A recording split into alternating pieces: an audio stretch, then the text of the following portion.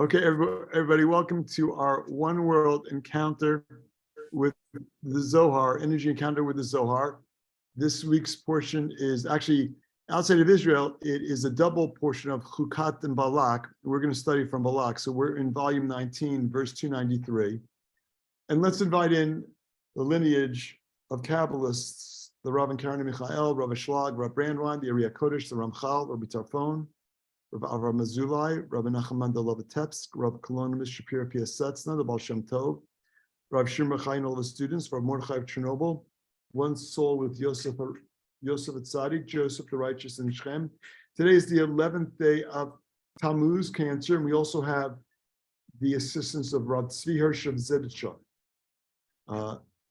We have his assistance today also. So we are in the month of Tammuz, of Cancer. And so one of the things to think about is what is the energy of Cancer all about? Well, you can look at what Cancer is. It's the crab.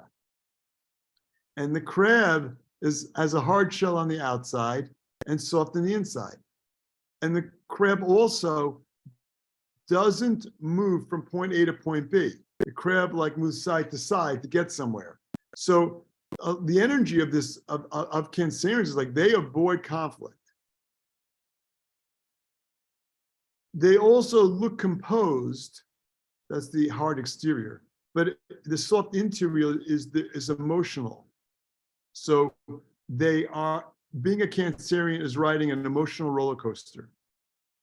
So if you are experiencing emotional highs and lows, that is par for the course. We have to understand that is the energy of this month. So one of the things that we do to overcome this is know that our emotions are telling us something. So with those highs and lows, we want to be present to, I'm feeling this, why am I feeling this?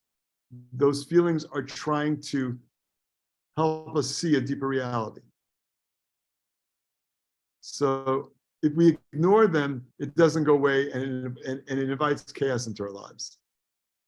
So we want to be present to those feelings. And being present to the feelings also means we need to have a lot of self-compassion because it doesn't feel good all the time. It just doesn't. So we have that. The other thing is that since Cancerians avoid conflict, this is a month to embrace the process. And when you feel hesitant to do something, it's probably a good idea to do it and just embrace the process. Because again, that's not going to go away either. It's just going to keep coming back. And so a lot of things come back this month because we're being given an opportunity to correct in those ways. I myself have had at least, I think, 4 or 5 difficult confrontations this week. I'm just saying. And it's it was building up, and then I tried to take him head on. I tried to address the conflicts. Not being reactive, I paused as best I could, and then I did something of a proactive nature. I tried to embrace the process and address the conflicts. So it's a tremendous opportunity we have this month. And I'm just pointing that out. Okay, now to our Zohar for the day, verse 293. So as we connect to this, let's remember that the Zohar is our connection to the flawless universe, to the Garden of Eden, to the realm where all blessings reside, and especially where all miracles are available. In the upper realm, miracles are the norm. Things happening above nature are the norm. Here, things happening above nature are not the norm. That's why we call them miracles. Doesn't make sense. It's not logical. So this is a tremendous opportunity to connect to the illogical and connect to mind over matter. So as we connect to these verses, let's have a consciousness of removing negativity, of protection from evil eye and evil speech, of channeling the energy of healing that for everyone we know who needs healing, and also the energy of elevation for those we know who have elevated. Today also happens to be the anniversary of elevation of Gittel Bat Bluma and Abraham, Gittel Bat Alta Abraham and Bluma. And so, those whose souls that we're closest to, we always want to think whether they're present now or whether they've elevated, we always want to send them also energy of elevation, energy of healing for those that are with us who need healing. And also let's connect to the energy of Ahavat Chinam, unconditional love. Today is the 11th of Tammuz. The 17th is the beginning of the 3 weeks, the 3 negative weeks, and that begins next Tuesday is the beginning of the 3 weeks, which is a period of intense energy, otherwise known as negative 3 weeks. So it's like, imagine you're riding on a canoe on a river, and all of a sudden it's nice and calm, it's beautiful. And all of a sudden you hit the rapids. That's a full moon too, right? And there is a full moon, that's correct. Well, the full moon will be on Sunday, the 15th. The 17th is Tuesday.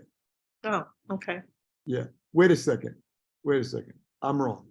I'm a month off. Let me do that again. The 17th is next Thursday, the 6th. The 15th is the 4th. Oh, wow, July 4th, Independence Day, and the 15th. That's great. Tuesday. That's Tuesday. Okay. So let's dive in. Anyone want to volunteer to read English for us today, Maria? Okay, great. Thank you. 293. Rabbi Pinchas hava azila mechame barate into the Rabbi Shimon the habat b'mar'a the havo azle imei chavraya u'hava rachi b'chamre ad the hava azil b'archa pagav bitrain arba'e amalon the chakal da itar kala miyomin the alma amrulei miyomin the alma late anan yadin miyomin dilan anan yadin the ha yoma charavo inun listin mekapche archin de guvrin the ho chakla ufagu b'inun yudae ve'atu lekapcha lo bishtema merachik b'hai chakal kal dechamara da denahak trei zimne v'ta shalhova de esha bahu kala v'okid lon bishtazivu inun yudae amalei arba'e b'mila Dadaka amartunli tishtezvun yomada milistin acharanin deka mechakan l'chu ba'archa. Wait, before you start, Maria, I see Suzanne has her hand up. Suzanne, you have a question? I do, David. If the 3 weeks starts on Thursday, does that mean Wednesday night or Thursday night? Just to get clear. Good question. It means Wednesday night because the day always starts the night. Seems like a paradox, but actually in this case, it's just the way it goes. Yes, Kabbalistically, the day starts right after sunset. All right, good question. Okay, Maria. Sure. Rabbi Pinchas was going to see his daughter, the wife of Rabbi Shimon, who was ill. Okay, so who's Rabbi Pinchas? Rabbi Pinchas ben Yair is Rabbi Shimon's father-in-law. So that means that his Rabbi Pinchas's daughter is married to Rabbi Shimon. One big happy family. So she is ill. We don't know the extent of her illness. We do know that her father is coming to visit her. Now, before we even get into anything, we have this idea of what's called in Hebrew Bikur Cholim, visiting the sick. And one of the things that our teachers teach us is when you visit someone who's ill, you remove 1/60th of their condition. So the first opportunity we have here is to think of people who are ill and just visit them in our minds and help to lessen their physical burden or even their emotional burden. Now, it's best to visit them in person, but here we have for the Zohar an opportunity to connect to this idea of visiting the sick. It's a huge, huge opportunity to reveal light, just visiting. Just by visiting, just by being present. Just by being there in person. Just by showing the gesture and coming by to see showing up. That is correct. That is correct. Now listen, during COVID, that visit might have been over Zoom. I mean, even that, listen, even a phone call, you know, back in the day, you couldn't make a phone call. You couldn't do a video call. But the best is always in person, but any kind of contact alleviates their burden, raises their spirits, actually removes 1/60th of the illness. So what? So if 60 people show up, will they be healed? No, each one removes 1/60th. It lessens the burden, but doesn't remove it entirely. Okay. So that's the first thing we have. We have Rabbi Pinchas visiting his daughter. He could have just said, I'm visiting his daughter, but no, the Zohar doesn't say that.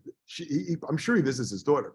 In this case, he's visiting her because she's sick. So this is an opportunity for us to remove and lessen the burden of illness on everybody. It's an opening for that. Okay, keep going. The friends joined along with him, and he was riding on his donkey. No, you got to always ask yourself the question, why these details? So he wasn't going by himself. So the rest, the friends were traveling with him because they also want to participate in this journey. This is a great spiritual journey to visit someone who's ill, let alone Rabbi Shimon's wife. We know that sometimes tzaddikim, righteous souls, end up taking on illness for others. So this is a great opportunity for them to assist in lessening her burden. And we also see that Rabbi Pinchas was riding on his donkey. Now you see that when I sent my WhatsApp, I sent a picture of a donkey. Now you know why. Why do we have to hear about the donkey? It's foreshadowing. The donkey is going to play a very significant role in this story. Yes, Suzanne, question. Yeah, I've been reading about the donkey with a lot of these Zohar, 24/7 Zohar groups. So I understand the donkey to be left column Givurah, like messianic energy to correct the left side. That's what the donkey represents. Am I right with that? Don't know if I got that right. So, I believe that is probably accurate. I want to point out that donkeys show up in a lot of stories. When Abraham takes Isaac onto Mount Sinai to do the pseudo sacrifice, which was a major correction, that whole episode, he shows up at the mountain and says to Eliezer, his right-hand man, and to his son Yishmael, because they were on the journey with him, he says, you guys stay here with the chamor, with the donkey. We're going to go up on the mountain. And one of the understandings is that the two of them, Abraham and Isaac, are going on a spiritual journey that Yishmael and Eliezer were not going to be able to go on. So then why does it say you stay here with the donkey? I mean, it's the Torah, it's the 5 books of Moses. There isn't an extra crown, let alone an extra letter, an extra word. The donkey shows up there also. So one of the things that our teachers teach us is that in that case, what the donkey represents, the root for donkey, and you see this here, this is the third to last word on the second line of what we read. Rachiv b'chamrei, riding on a donkey. So the middle 3 letters are chet mem resh. Chamor, which is donkey, and in Aramaic it's b'chamrei. Chamor is also the same letters of chomer. And chomer means literally earth. So this is a connection and correction to Malchut. And when you're talking about correction of Malchut, you're talking about making that deep connection between the upper realm and the lower realm, manifesting the upper realm in our realm. So it is very deeply significant. It's not just the donkey. There is a story that when the Messiah comes, he will arrive. I don't know if it's a white donkey or a white horse, but you get the picture. So there are all these connections. But more details on the Messianic era is beyond the scope of what I'm prepared to talk about today. Other than that, we're clearly in it. We're clearly in the Messianic era. Okay, keep going. While still walking along on their journey, they met up with 2 Arabs. Okay, so also a very interesting fact here, a little story. They're on their journey and they meet 2 Arabs. I want to say that there is a book by the Rav I think it's Secrets of the Zohar, where he discusses different articles and gives insights into them. And one of the articles that he discusses is an article called The Donkey Driver, which is in the prologue to the Zohar in our volume 1. And it's a whole story about Rav Hamnuna Saba being a donkey driver, but the two Kabbalist tzaddikim, they don't realize it till the very end. It's a crazy story, and it's a very often cited, often read, deeply, deeply powerful Zohar.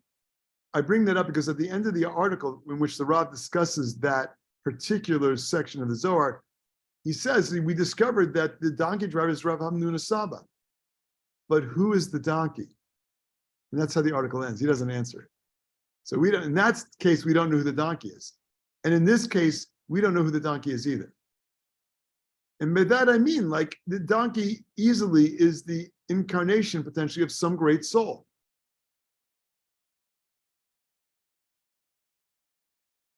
Okay, and in this context, I made up with two Arabs. I don't know who those souls are either, but we'll see what role they play in a second.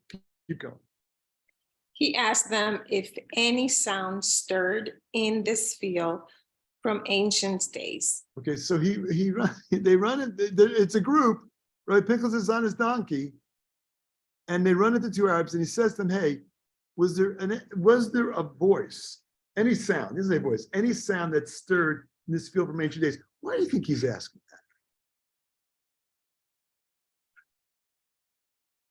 He's sensing some energy in the field.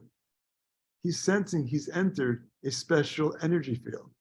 Now, you think energy field, you think field with energy, or it's just an energy field. Doesn't really matter. He's picking up on the energy of the place.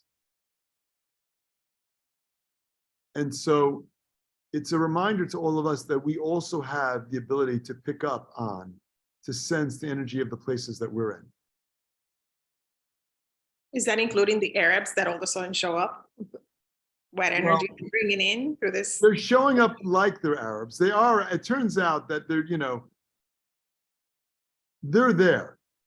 He's picking up the energy, and they're in that picture. So let's see what happens next. From times past, we do not know. So they say, look, as far as ancient times go, we don't know. It's funny, why does he see ancient times? They're saying we don't know from ancient times. What he's really asking on a much deeper level, he's asking about the energy field. But there's a concept we know as Atika Kadisha, which literally means Atika, ancient, Kadisha, holy, which is an aspect of Keter, which is a very high energy. So he's picking up on a very elevated energy field, but he doesn't know what.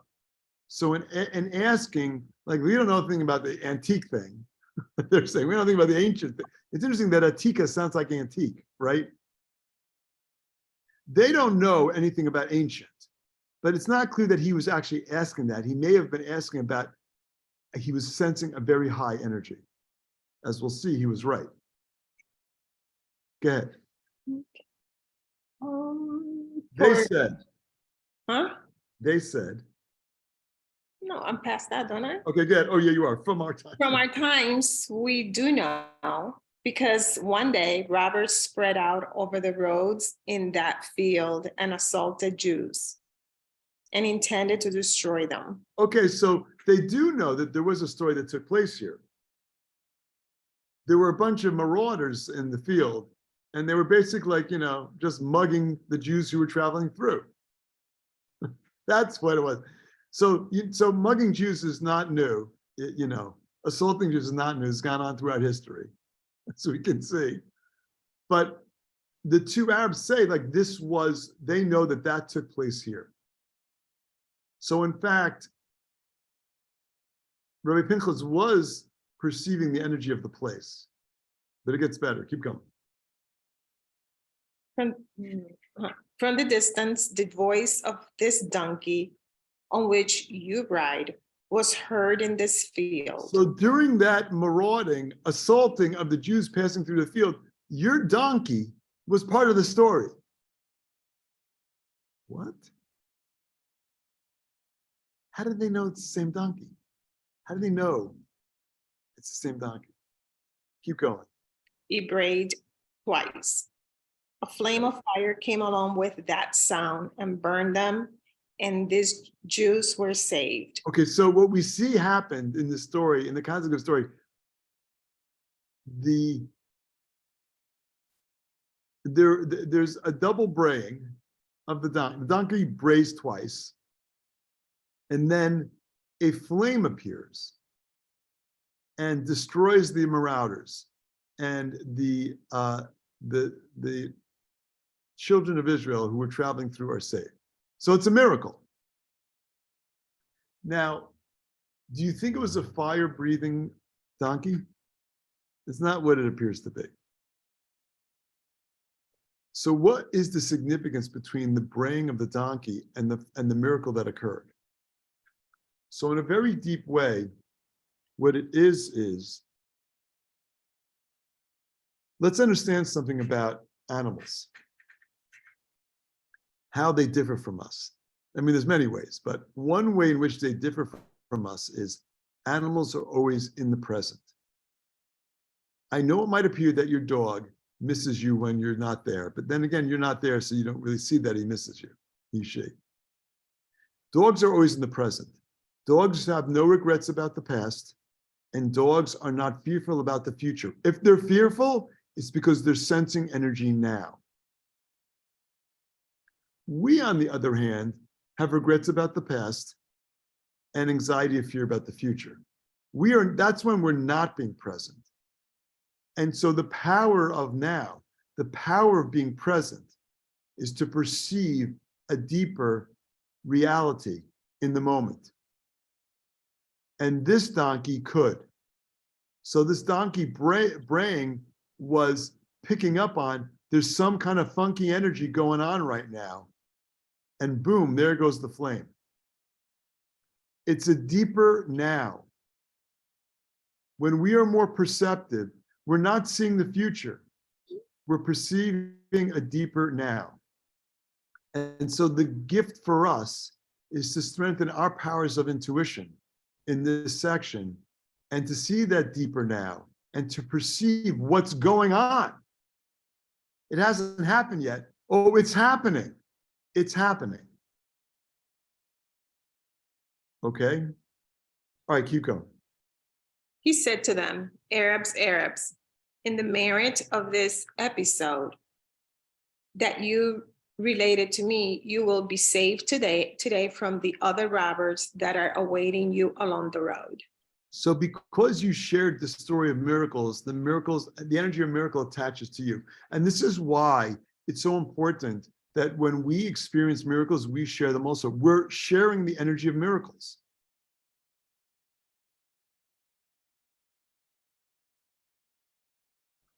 I mean, I don't know if this is really a miracle or not, but like my building was not giving me a Shabbat key.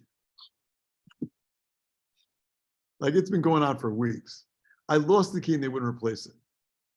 And I was already like, on the phone with like lawyers about to like, send them a lawyer's letter. And I was already looking at another place to live. It was like, I can't be in a building if I don't have a hard key for Shabbat. They just have key fobs and I won't use a key fob on Shabbat. So like I was really in a tough situation and I can't explain it. All of a sudden they email me, we're going to give you a key.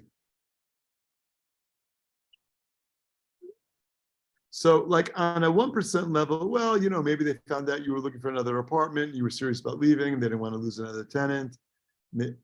Maybe they had to change it. I don't know. That's 1%. And the 99%, I did everything that I could do. And then I handed it off to the light. And I was really trying not to stress about it. But when it first happened, I was stressing about it. I was big time stressing about it. But by the time I got the key, I'd stopped stressing about it. I'm just saying. There's a deeper secret here, though, that we're going to see in this second paragraph. But the first thing I want to point out we're picking up so many amazing opportunities for enlightened consciousness here about the power of visiting the sick, about the power of the significance of the two Arabs, the donkey. Everything that happens in our life is significant, about the power of miracles and sharing those miracles, sharing that, connecting to the energy of miracles. So when Rabbi Pinchas said ancient times, he was referring to the upper realm, which is the realm of miracles. He was sensing a miracle had taken place here, but he didn't know what it was. So this is us also connecting to the energy of miracles and manifesting miracles in our life. And think about people we know that need miracles, people and the miracles that we're looking for in our life. This is an opportunity for us to channel that very elevated energy.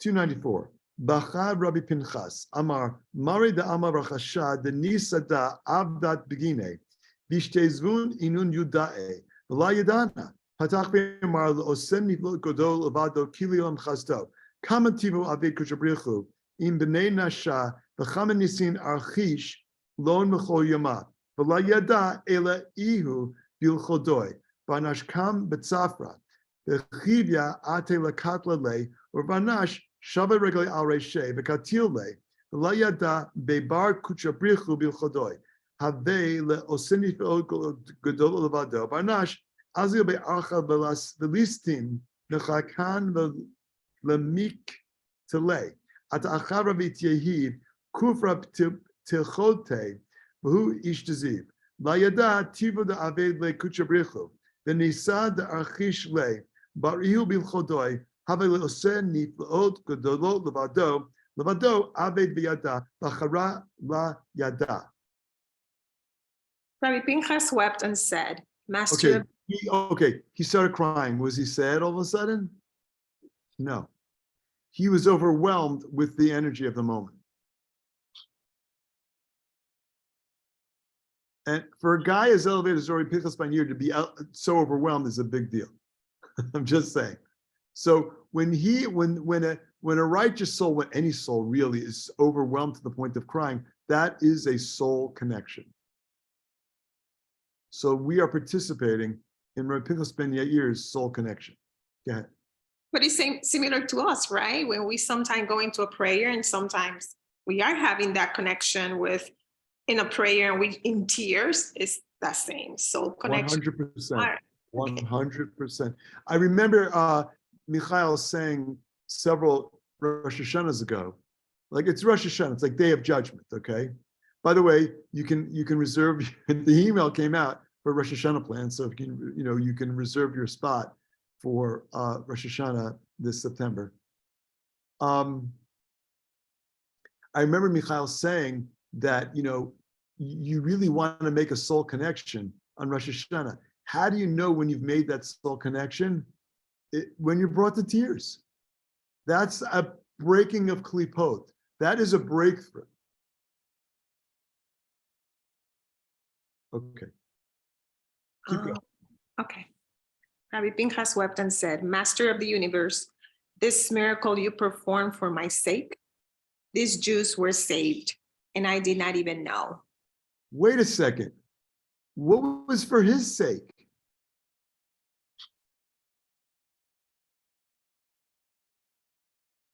What does that mean? This miracle you performed for my sake, and I did not even know. Was it that energy of him towards his wife that was new? Well, it could be. Okay, so it could be because he is right now in the process of doing a huge act of sharing by going to visit his daughter who's ill. So that has opened up channels of miracle. That's enough to open up channels of miracles and get energy of protection. This is anytime we do something for the sake of sharing, when we receive for the sake of sharing, when we go out of our way, when we're getting out of our comfort zone, we are opening up channels of miracles from the upper realm. So it is definitely that at one level. So he's appreciating that. But wait a second. We know that the two Arabs told him that his donkey was braying. So all of a sudden he's connecting the dots. He must have driven through here on his donkey. He didn't even know that a miracle had occurred. Keep going. He opened the discussion with the verse. To him who alone does great wonders, for his steadfast love and endures forever. Okay, so that line is in the Saturday morning prayers. We also do it on different holidays, but tomorrow morning we're going to sing that. It's the key, it's a whole list of Kili Elam Chazdo. And if you look in our connection book, you will see above each of those lines is a specific angel. So each one of those lines is connecting to another angel. And this line is one of them. So here we have the opportunity also to connect to the energy and protection that our angels provide us. But what does the verse mean? To he alone who does miracles, who does great wonders. This is the energy of miracles in this line.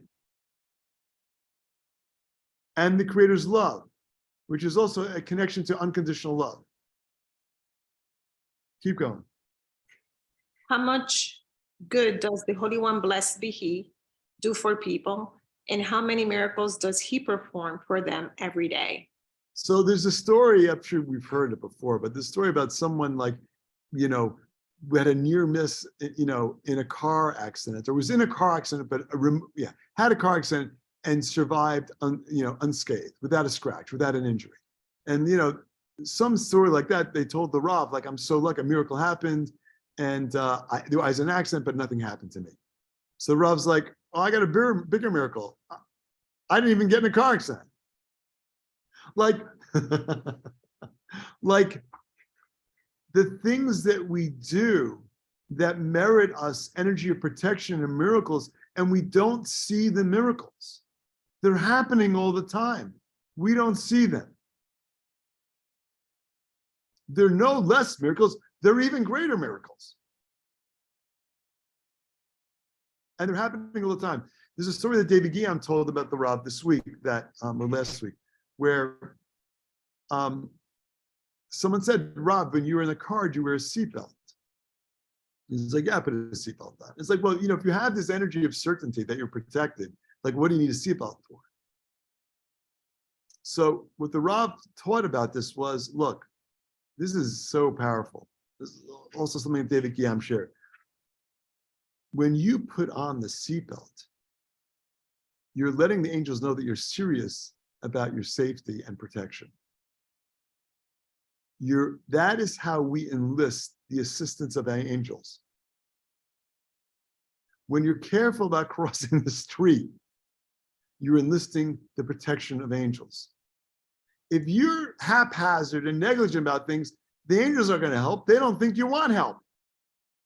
You communicate to them that you want help by taking the precautions that you can. I wanted help getting the key. I had to show I was serious about it by doing everything that I in my power could do to get the key. Ultimately, it's in the hands of the light. So the opportunity here is not just about acknowledging that miracles are probably happening all the time. I don't even know about it.